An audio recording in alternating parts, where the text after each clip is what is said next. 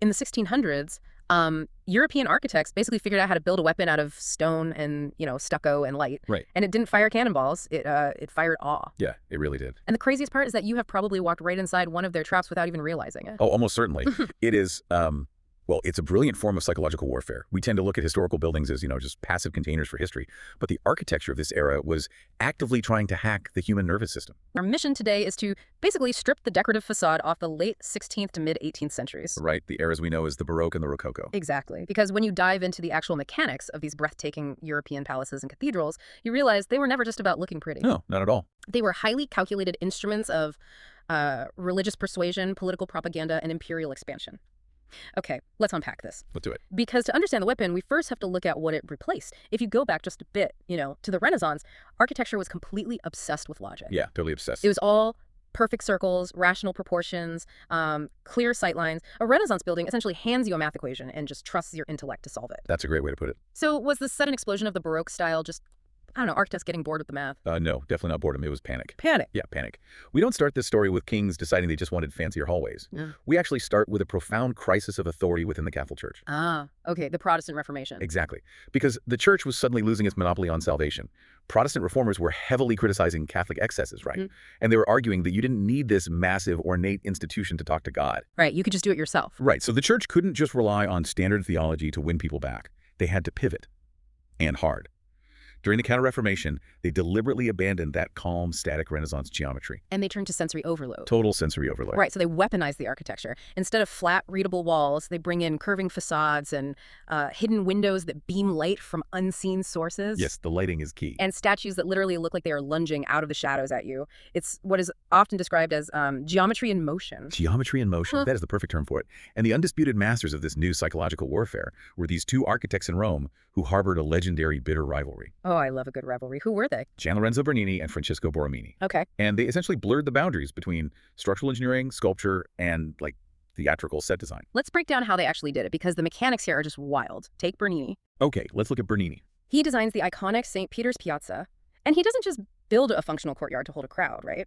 He designs these massive curving colonnades reaching out from the basilica. Reaching out like arms. Exactly. The intention was to create the literal sensation of the maternal embrace of the church physically wrapping around the faithful. It's pure spatial manipulation. And then you have his rival, Borromini, designing the facade of a church called San Carlo alle Quattro Fontane. Which is just a masterpiece. Right, he takes solid stone and twists it into these pulsating concave and convex rhythms. Which is entirely by design, to bypass your rational brain. Wow. Yeah, Borromini's facade looks like it is breathing. When you walk into a Renaissance church, you stand back and admire the harmony. But when you walk into a Baroque space designed by these two, the space acts on you. Right. The light hits a hidden golden fresco perfectly at sunset. The walls undulate. The ceiling just seems to dissolve straight into heaven. You are meant to drop to your knees, overwhelmed by a power you can't even comprehend. It is basically a 17th century immersive IMAX theater. Exactly. Or like a VR experience. It is deliberately designed to overwhelm your sensory inputs so that you feel the message in your gut. You don't have time to intellectually debate theology when the building itself is vibrating with divine authority. And I mean, if immersive architecture works that well to make thousands of people submit to a higher power, it was only a matter of time before secular monarchs realized they could steal the exact same playbook. To control their own subjects. Exactly. Which brings us to France. The French monarchy sees the Pope manipulating space and thinks, we need that for the crown. They absolutely did. France took that intense, emotional Baroque magnificence and basically harnessed it for secular absolutism. So they made it political? Highly political. Rare. They stripped away a bit of the religious ecstasy and replaced it with rigid, crushing royal authority. And the ultimate architect of this shift was King Louis XIV. The Sun King. Right. He took the emotional manipulation of the Baroque and turned it into an architectural manifesto for his own divine right rule. And his laboratory for this, his ultimate project, was Versailles. The mechanics of Versailles are staggering when you look closely. Well, they really are. Take the famous Hall of Mirrors. It is so easy to look at it today and just see a really pretty sparkly hallway. But it was designed as a glittering axis of reflection that literally linked the king's throne to the landscaped infinity outside. Yes. He was using optics and glass to place his physical body at the center of the universe. And he enlisted architects like Jules Hardouin-Mansart to standardize this monumental power. Mansart designed massive domed structures like Les Invalides in Paris, to project royal authority across the entire skyline. Right. He also pioneered the radial layouts of those famous French formal gardens, where every single pathway quite literally leads back to the center. Back to the king. Back to the king. But the most insidious psychological trick wasn't just the size of the buildings. It was this concept known as architectural etiquette. Yes, the spatial sequencing. We see mentions in the sources of things like the cour d'honneur, the grand courtyard, and the enfilade. The enfilade, yeah. Which is a series of rooms where all the doorways are perfectly aligned in a straight line. And those weren't just design choices. I mean, they were mechanisms of control. Okay, I have to push back a little on this. Sure. I understand the theory, but what does this actually mean for a real person walking through these spaces? Because, I mean, I walk down incredibly long, straight hallways at the airport all the time, and it doesn't make me want to bow down and worship the pilot. That's a fair point. But, Like, did the architecture literally dictate physical behavior, or was it just a really long walk to see the king? well, if we connect this to the bigger picture, you have to imagine the lived social reality of that specific space. An enfilade at Versailles isn't an airport hallway where you can just casually walk from end to end. Okay. It is a physical gauntlet of status. Yeah. You walk into the first room, and if you are a minor noble, the guards stop you there. You wait. Mhm. The next rank of nobles gets to walk through the aligned doors into room 2. Only the absolute elite get to room 5. So every time you walk through those perfectly aligned doors, you are physically performing your rank in front of an audience. I see. So it's not the hallway itself, it's the fact that the hallway is a series of checkpoints. Precisely. The cour d'honneur, that massive courtyard you mentioned, worked the exact same way. The gates filtered out the commoners, then the minor gentry, then the lesser nobles. Right. By the time you actually reached the king, the building itself had spent 20 minutes physically reminding you of your exact subordinate place in the hierarchy. Yeah. You cannot approach the king on your terms. The building choreographs your obedience. You were physically rehearsing your own subordination. That makes total sense. But, I mean, living inside a massive, heavy, intensely political theater 24 hours a day has to get exhausting. Oh, incredibly exhausting. And historically, we see a massive pivot. When Louis XIV dies in 1715, centralized power begins to fracture, right? The aristocrats leave Versailles, they head back to Paris, and the architecture actually shrinks in response. It shrinks and it softens. And this is the birth of the Rococo period. The grand crushing weight of the Baroque gives way to something entirely different. Something lighter. Much lighter. The wealthy patrons moving back to the city didn't want to live in a monument anymore. They favored smaller, much more intimate, salon-scaled settings. It is like moving from a stadium heavy metal concert with, fireworks and massive screens straight into an exclusive soft acoustic set in a VIP lounge. That captures the vibe shift perfectly. Thanks. The structural logic of the Baroque, the heavy columns, the deep shadows, the imposing domes, it completely dissolves. Rococo is all about fluid, arabesque surfaces. Right, it's very curly. Very curly. You suddenly see pastel stucco work, delicate, sinuous curves, and the signature motif of the era, the rocaille. Which is that shell shape, right? Yeah, an asymmetrical shell-like shape that just seems to grow organically up the walls. You see this beautifully in the Bavarian and Bohemian pilgrimage churches, like the Wies Church or Vierzenheiligen. Oh, stunning examples. Worshippers in those spaces aren't being crushed by the weight of a thunderous, imposing god anymore. They are bathed in these light-washed interiors where the pastel ceilings and the architecture completely fuse together into this airy, floating illusion. It's light, it's joyful. And importantly, it was culturally coded in a very specific way. How so? Rococo was widely read as a feminine inversion to the heavy, muscular, imposing masculinity of the Baroque. Oh, interesting. Yeah, you step out of the grand staterooms and into intimate boudoirs. It's all endless mirrors reflecting warm candlelight, delicate gilt ribbons, and a suggestion of softness, mobility, and, well, pleasure. Right. But as with any major aesthetic shift, a massive backlash was brewing. Right, because not everyone loved the acoustic VIP lounge. The Enlightenment thinkers absolutely hated it. They loathed it. But why? Was it just that they didn't like pastel colors, or was there a deeper philosophical issue they had with curves? It was entirely philosophical. Think about someone like Voltaire or the other Enlightenment rationalists. To them, a straight line represents logic, mathematics, and unvarnished truth. Okay, that makes sense. A curve, on the other hand, is evasive.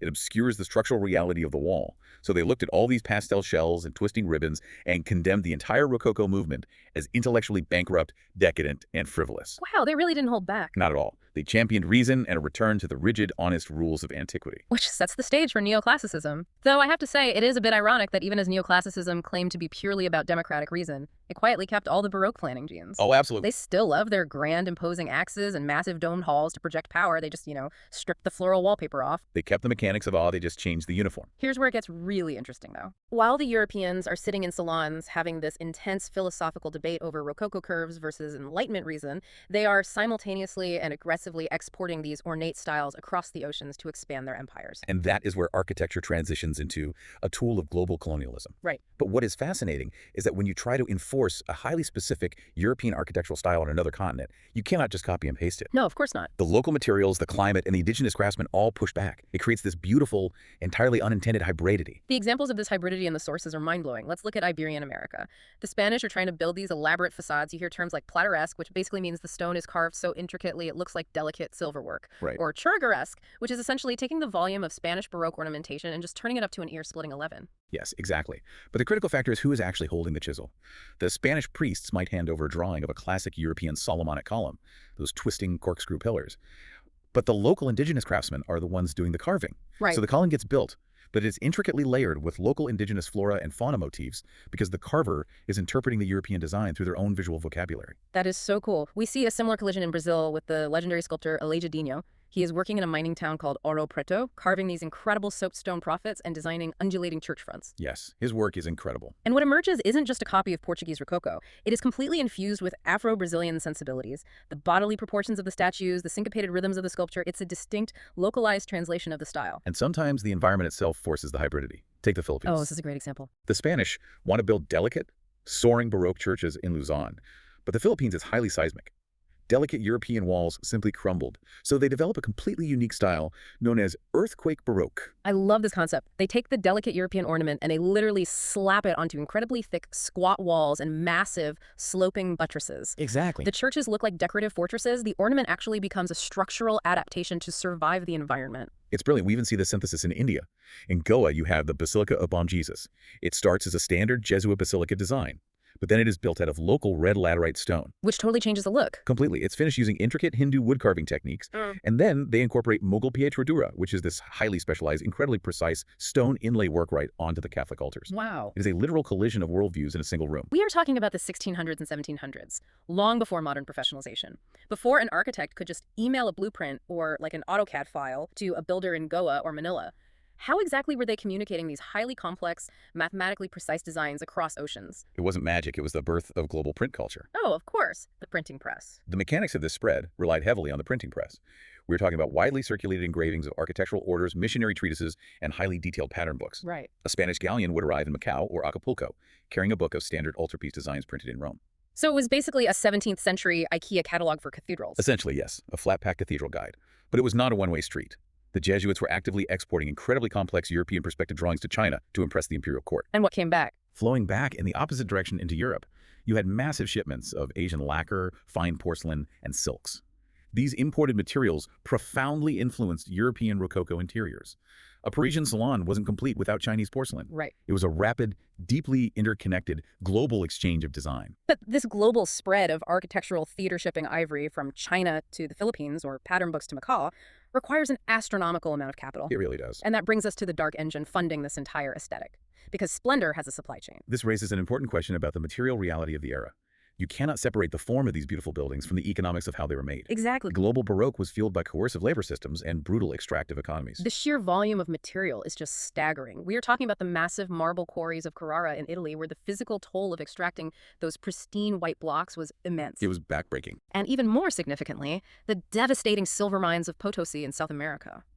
The brilliant silver that was funding those beautiful earthquake Baroque churches in the Philippines or decorating the altars in Spain was extracted under horrific lethal conditions. The ornamentation is physically made of that extraction.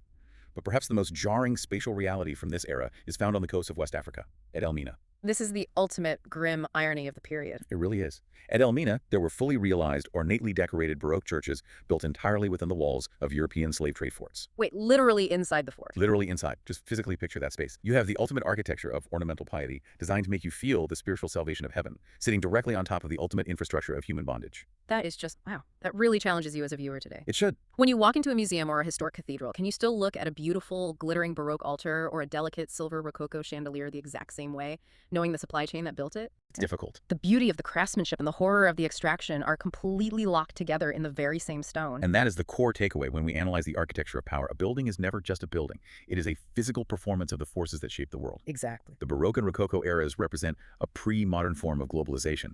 Stone, silver, spice, and style were circulating right alongside people and ideas. Yeah. And depending on where you stood in that hierarchy, these architectural styles acted as both emancipatory art that freed space from strict geometry and as deeply effective tools of colonial and monarchical control. And the psychological tricks those architects invented 400 years ago are still being used on you today. Oh, absolutely. Think about it. The dynamic geometries, the forced perspectives, the spatial emotions pioneered by Bernini and Bormini, those are the exact same spatial tricks used in today's immersive museums, in massive Vegas casinos, and in high-end luxury retail spaces. They still want to overwhelm your senses so you stop thinking rationally and just buy into whatever they are selling. Mechanics of awe haven't changed in 4 centuries, just the application. So I want to leave you with a final thought to ponder on your own today, building on that clash we talked about between the playful Rococo and the strict Enlightenment. Okay. Remember how the Enlightenment rationalists rejected those soft, playful Rococo curves in favor of rigid, logical, straight lines? Right. Well, take a second and look around your own living space right now. Look at your furniture, your rugs, the art on your walls. Are your decor choices really just about what looks pretty? Hmm. Or have you subconsciously designed a soft, comforting Rococo sanctuary full of overstuffed pillows and curved lines to rebel against the rigid, grid-like Enlightenment structures of your modern workplace and your daily commute? That's a great question. Is your living room actually a secret architectural rebellion? Because, like we said at the start, maybe the buildings really are trying to control your mind.